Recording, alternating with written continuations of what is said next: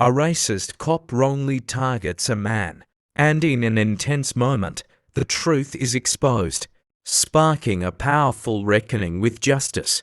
It was a sunny Saturday afternoon in Portland, Oregon, a day when families filled the local parks. Joggers lined the trails and the aroma of food trucks wafted through the crisp air. At Franklin Park, one of the city's busiest green spaces, the atmosphere was lively but peaceful. Kids played on swings, friends laughed over picnic blankets, and the distant hum of live music added to the charm. In the center of this vibrant scene stood a man named Everett. He was impeccably dressed in a tailored navy suit, with polished shoes and a calm, yet commanding presence. Everett had been sitting at a cafe near the park, reviewing documents for his job as a civil investigator, before a minor misunderstanding turned into something much bigger. The cafe manager, agitated and defensive, was now arguing with Everett over an accidental double charge on his bill. Onlookers could sense the tension, though Everett's voice remained measured. "I understand mistakes happen," he said, holding up his receipt, "but I've already paid once. I'm just asking for a correction." The manager's response, however, was louder and less composed. "You people always think you can come in here and cause trouble," he barked, his words cutting sharply through the air. Everett froze for a moment, taken aback. The phrase "you people" hit him like a slap, and he could feel the weight of the stares around him. But before he could respond, the door chimed and in walked Officer Grayson, dressed casually, but exuding the authority of someone used to control. Grayson had overheard snippets of the argument on his way in, and immediately decided he knew what was happening. Without asking a single question, he stepped in between the two men. "What's going on here?" he demanded, his gaze fixed squarely on Everett. The cafe manager pointed angrily. "This guy's causing a scene over nothing," he said. "I want him out." Everett turned to Grayson, his expression calm but firm. "Officer, there's no scene. I was double charged, and I simply asked for it to be fixed. That's all." But Grayson wasn't listening. His mind was already made up to him. Everett's sharp suit and composed demeanor didn't matter. He saw a problem that needed to be dealt with, quickly and forcefully. "Step outside," Grayson ordered, his hand twitching near his hip where his baton rested. Everett's voice dropped steady and low. "I've done nothing wrong, officer. I'm happy to talk, but there's no need for this." Grayson's response was swift and chilling. "I said step outside." But before Everett could say another word, the situation escalated in ways no one at the cafe could have anticipated. The cafe fell silent as Officer Grayson's voice rang out, his words sharp and unyielding. A few patrons exchanged uneasy glances, while others reached for their phones, sensing something was about to happen. Everett stood his ground, his hands clearly visible, but his composed demeanor seemed only to agitate Grayson further. "Officer, I'm not resisting," Everett said, his voice calm but resolute. "There's no need for this aggression." Grayson's jaw tightened. "Don't tell me how to do my job," he snapped, stepping closer, the baton now unhooked from his belt.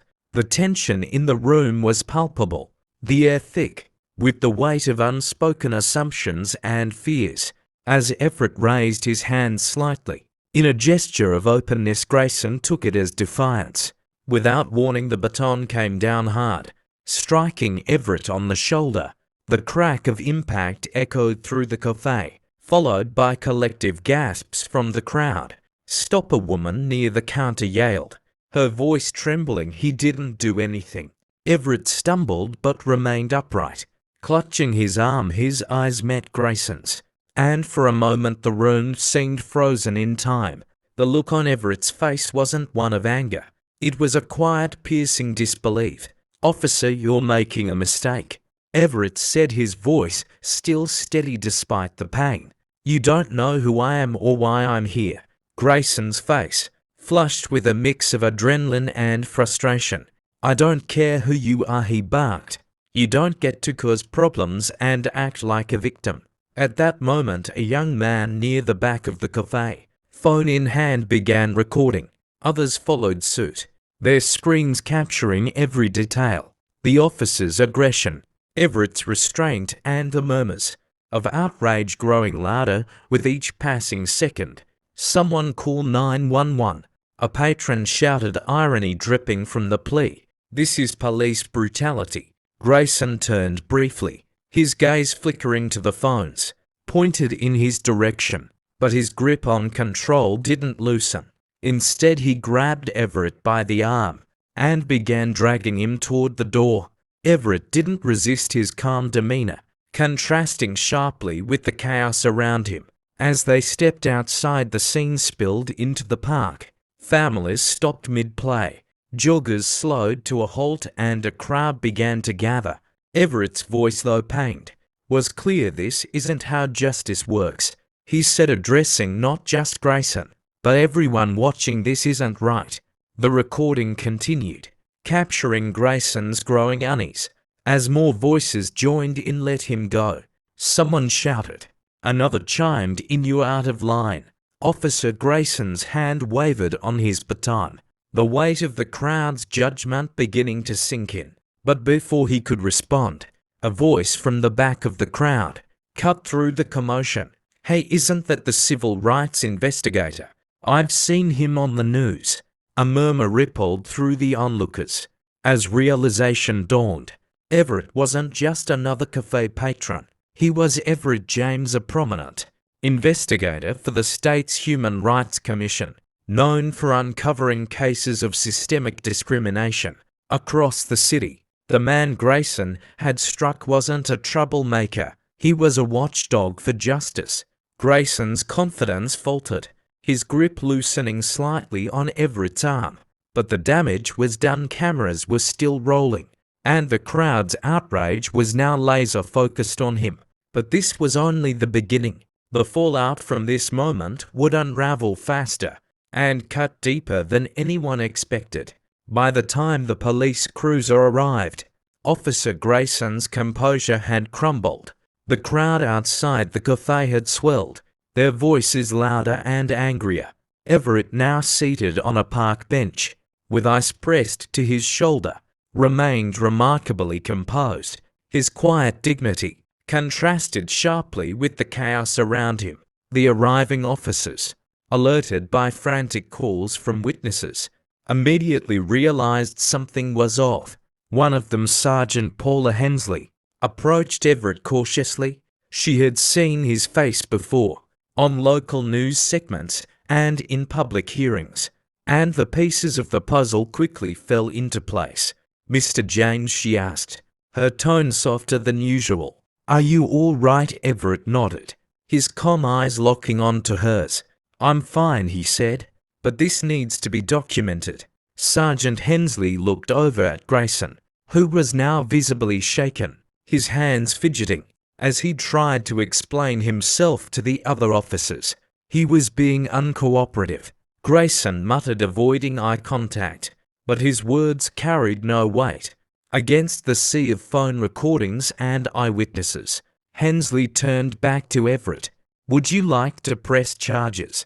Everett's response was measured. "I'd like the truth to come out, Sergeant. I'm not here to punish, I'm here to reveal what's broken." What followed was a whirlwind of statements, reports, and phone footage being reviewed at the precinct. Each piece of evidence painted a damning picture of Grayson's actions. But what truly shocked the department wasn't just the incident. It was Everett's reason for being at the cafe. In the first place, as the investigation unfolded, it became clear that Everett had been working undercover for months, quietly collecting evidence of discriminatory practices in local businesses. The cafe, as it turned out, was one of several establishments he'd flagged for biased treatment of customers based on their race or appearance. His role as a civil investigator wasn't just a job. It was a mission to expose the subtle, yet pervasive, inequities woven into the fabric of daily life.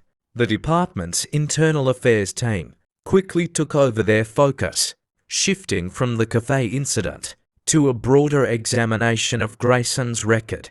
What they found was troubling: complaints of excessive force, biased language during stops, and a pattern of targeting minority communities had been quietly filed away over the years.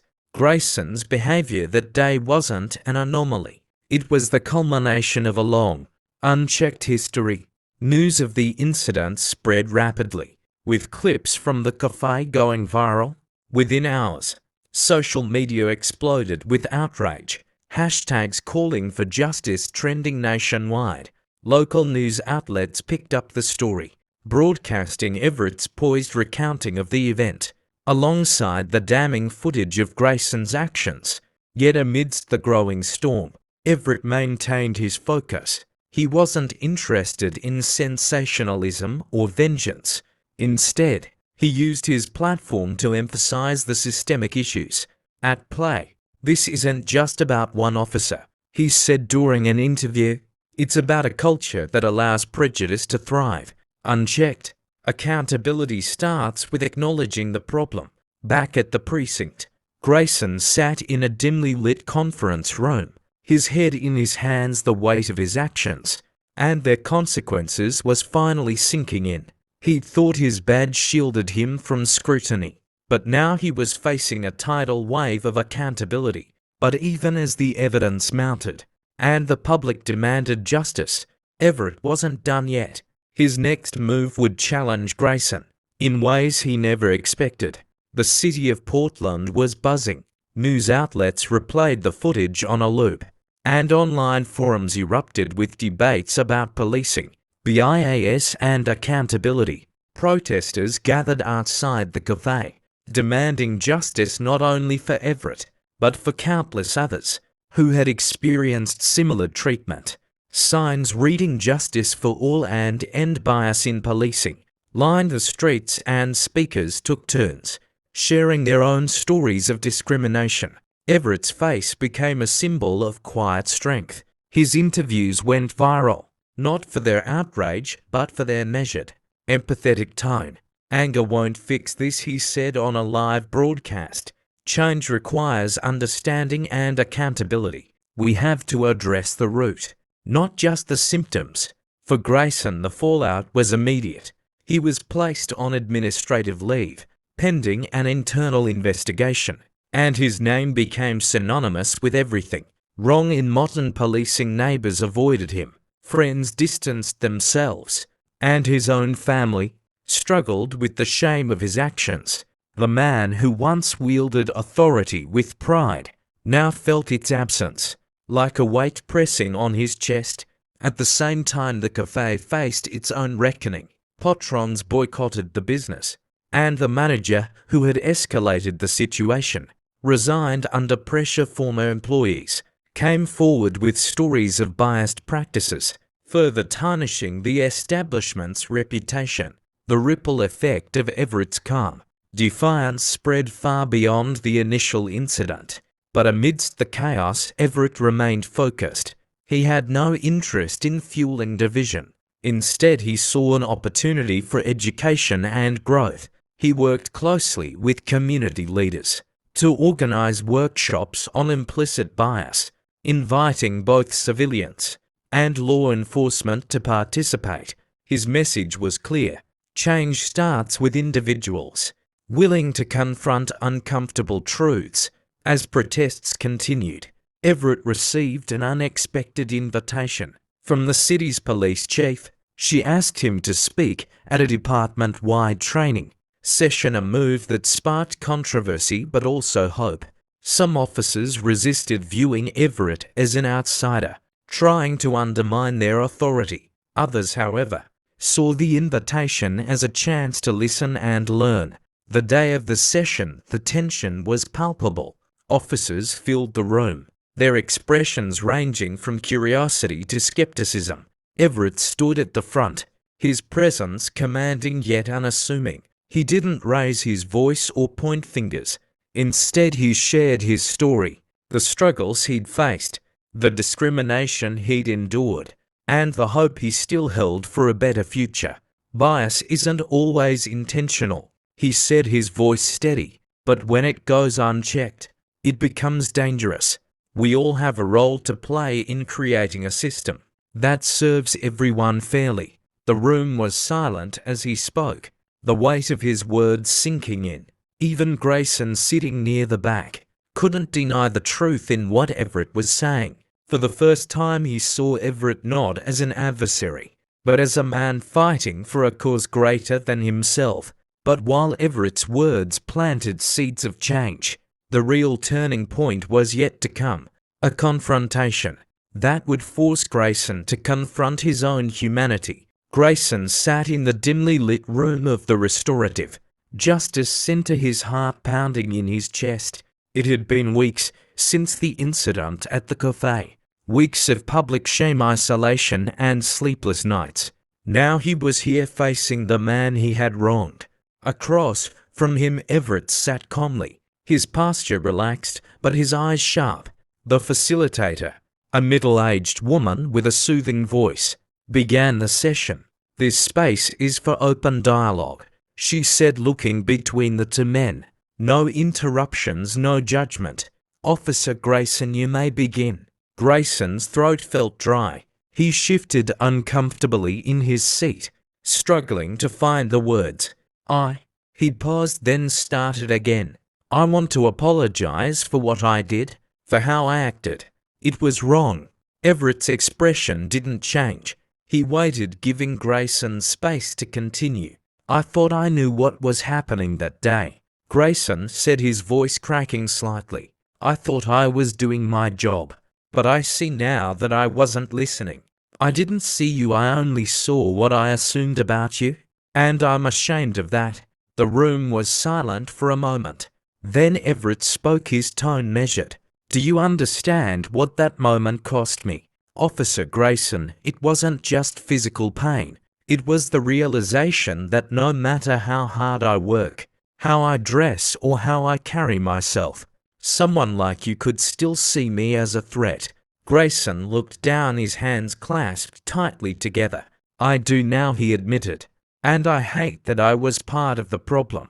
Everett leaned forward slightly, his gaze steady. "Acknowledging the problem is the first step, but what matters is what you do next. What will you change, Officer Grayson? Not just for yourself, but for the people you serve." Grayson swallowed hard.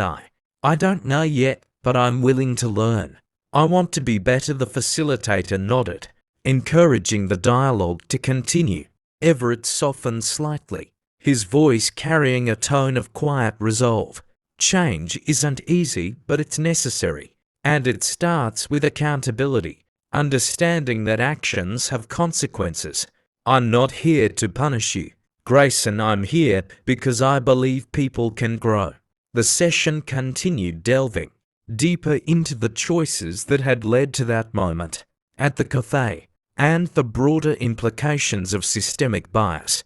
By the end, Grayson was emotionally drained, but also oddly hopeful. For the first time, he felt the weight of his responsibility, not as a burden but as an opportunity to make amends. But the real test wasn't in this room.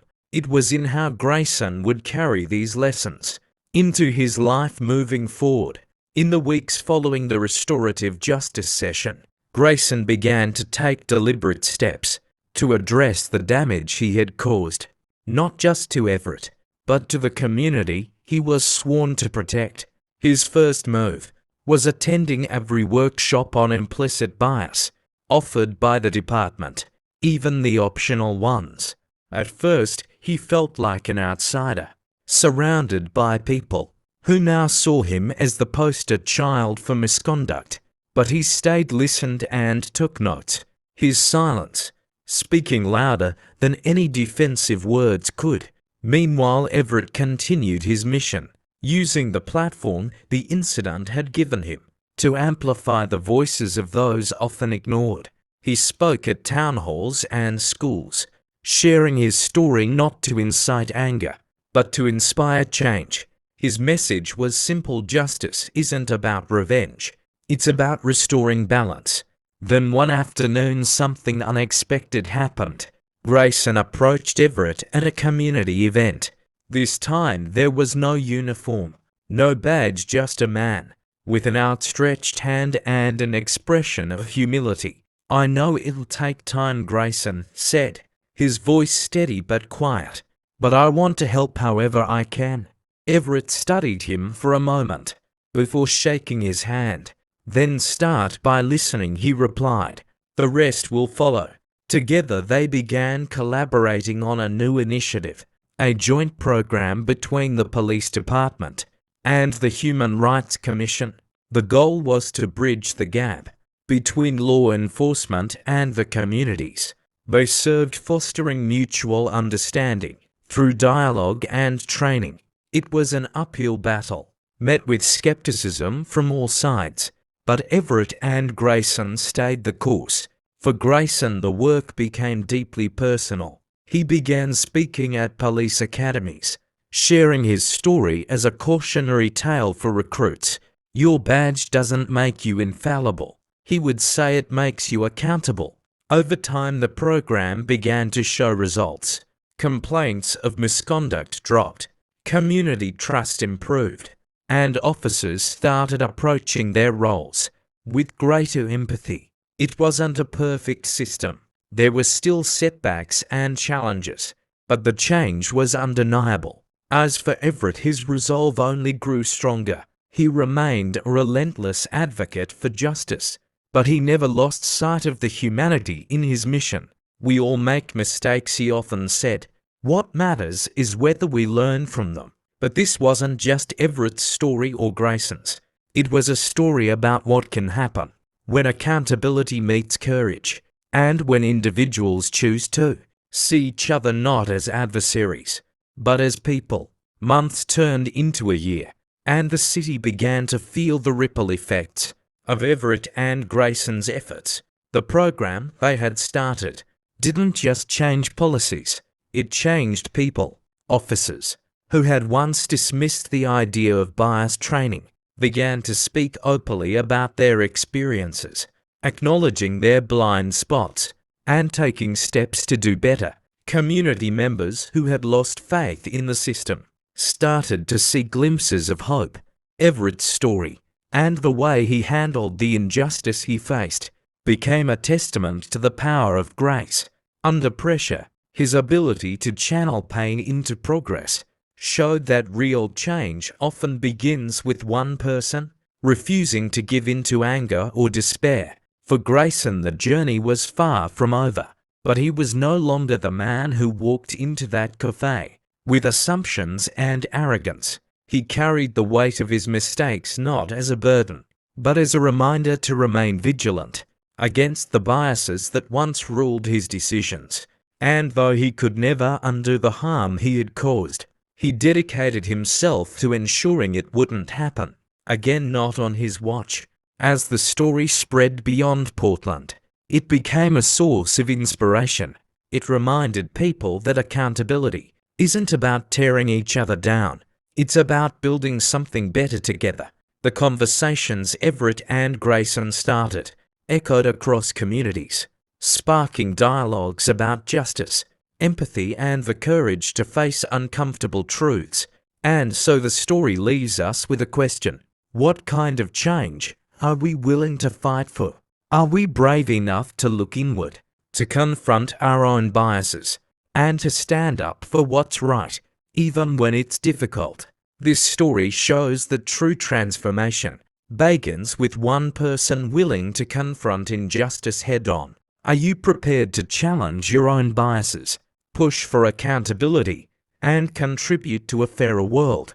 Share this story, start the conversation, and together, let's create change. The question is, will you stand for what's right, even when it's difficult?